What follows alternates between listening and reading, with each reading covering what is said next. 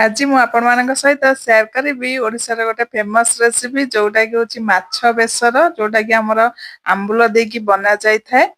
एई रेसिपीटा तो ओडिया घरे प्राय समस्त घरे बनी थाए। तो मु एई भली भाबरे माछर बेसरटी आंबुल देकी एई भली भाबरे एई प्रोसेस रे बनाई थाए।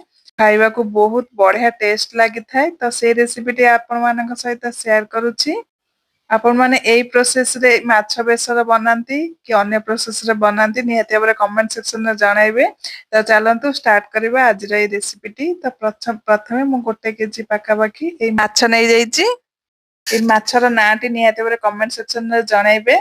तो 1 केजी पूरा माछ हमर अछि। माछ भल्ला भाबरे धोई देकी ताको हल्दी लूण पकेकी किछि समय पय रखि देइथिली। तापरे सोरिष तेल नै जिबे कड़े कड़े टिके ताती गले सोरिष तेल नेबे सोरिष तेल ताती गले तापरे माछ को पकेबे। प्रथमे मुंडो माछर मुंडो जदी सब टोटल तरकारी बनिया चाहछन प्रथमे माछर मुंडो टिकु भाजिबे। माछर मुंडो टिकु भाजिबे आ जहा तेल रहिबो सेतिरे आपण माने आ सब पीस गुडाक भाजी नेबे। तो मु एई भली प्रोसेस रे माछ भाजी थाए। तो प्रथमे मुंडो टिकु भाजी नेइथिली तापरे माछर पीस गुडीको तापरे मु भाजी नेइथिली सब जाक भाजी नै साला पर मसला प्रस्तुत करबा 1 केजी पय एतिकी मसला ही पूरा परफेक्ट।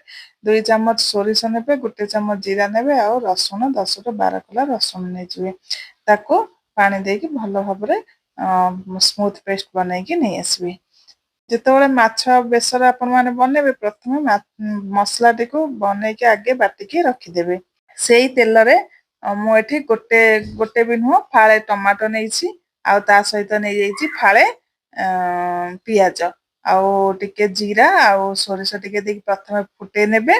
तापरे पियाज आ टमाटो को पकेबे से टिके जस्ट फ्राई हेले हम मसला टिको पके नबा। मसला टिको पके नबा मसला टिको पके देकी पूरा लो फ्लेम रे 5 मिनिट पूरा कुक करबा जे पर्यंत देखिबे तेल अंश टिके ऊपर को मसला ऊपर को आसीबो से पर्यंत हमें कुक करबा मसला टिको।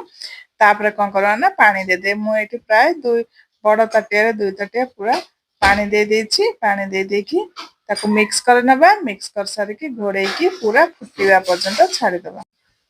पूरा भल्ला भाबरे फुटिले तापरे आमे सेतिरे गोटे आंबुल पके दबा।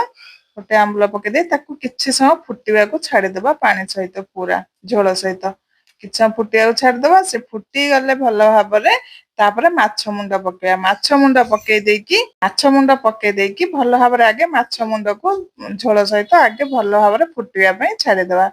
भल्ला भाबरे 1 मिनिट पूरा फुटिले फुटी सरला परे आमे तापरे पकेबा कोना पीस जो माछ पीस जो रखितले ताको गोटे गोटे करके पके नवा पके देकी पूरा भल्ला भाबरे फुटीबा पय छाडी दबा। भल्ला भाबरे माछ झोल सहित माछ फुटी सरला परे आमे धनिया पत्र पके नबा। तापरे 1 चम्मच बखा बाके कंचा सोरिष तेल ऊपर दे दबा। दे देकी गैस रो फ्लेम को ऑफ करके घोड़े की 5 ରୁ 10 मिनिट पूरा घोड़े की रखि नबा। तापरे आमे तापरे 5 मिनिट परे मु आपण मानक देखौछि देखंतु माछर बेसरटे केते सुंदर भाबरे रेडी हे जाईछि। थरे एई प्रोसेस रे बनाते संग माने बहुत बढ़िया टेस्ट लागिवो। भल लागिले लाइक शेयर कमेंट करबे। रहिले पुनी देखा हबा नेक्स्ट